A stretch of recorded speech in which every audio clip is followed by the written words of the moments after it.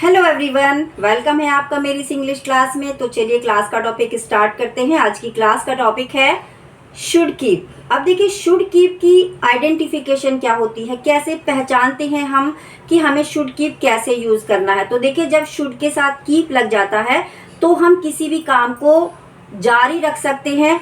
जैसे कि कोई भी काम करते रहना चाहिए, आपको कोई भी काम करते रहना चाहिए तो आप शुड के साथ कीप का यूज़ करते हैं और कीप के बाद वर्ब की फर्स्ट फॉर्म में आईएनजी को ऐड करते हैं। अब सब्जेक्ट प्लस शुड की प्लस वर्ब की फर्स्ट फॉर्म स्ट्रक्चर का यूज़ करके आप सेंटेंस को बना सकते हैं। अब सेंटेंस कैसे बनाने हैं एग्जाम्पल के माध्यम से समझते हैं।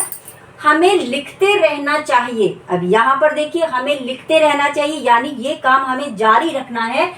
वी शुड कीप राइटिंग, बहुत ही छोटा सा स्ट्रक्चर है। वी शुड कीप राइटिंग, आप हमें लिखते रहना चाहिए।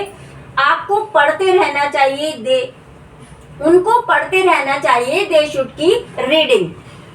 हमें इंग्लिश बोलते रहना चाहिए। We should keep speaking English. अब यहाँ इस तरीके से हम शुड कीप का यूज करते हैं।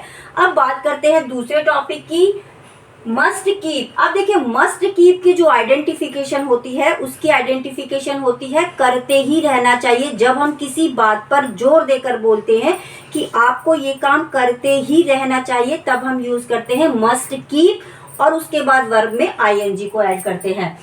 आपको प्रैक्टिस करते ही रहना चाहिए। You must keep practicing. आपको पढ़ते ही रहना चाहिए। You must keep reading. अब यहाँ पर हम किसी भी बात पर जोर देकर बोल रहे हैं कि आपको ये काम जरूरी है करना, करते ही रहना चाहिए, हम मस्ट का यूज करते हैं। आपको न्यूज देखते ही रहना चाहिए। You must keep watching news.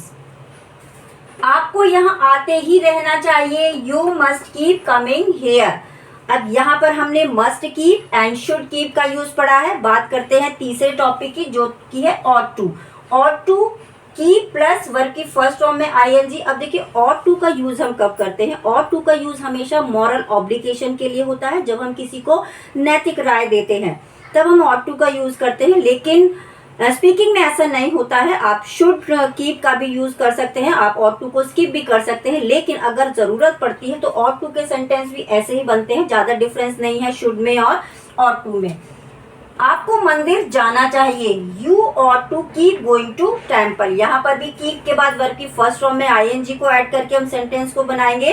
तो चलिए हमने पढ़ा आज शुड कीप यानी करते रहना चाहिए, मस्ट कीप करते ही रहना चाहिए और ऑट टू का यूज हम करते हैं मॉरल ऑब्लिगेशन के लिए। तो चलिए मिलते हैं नेक्स्ट क्लास में एक नए टॉपिक के साथ। Bye bye, thank you so much and take care.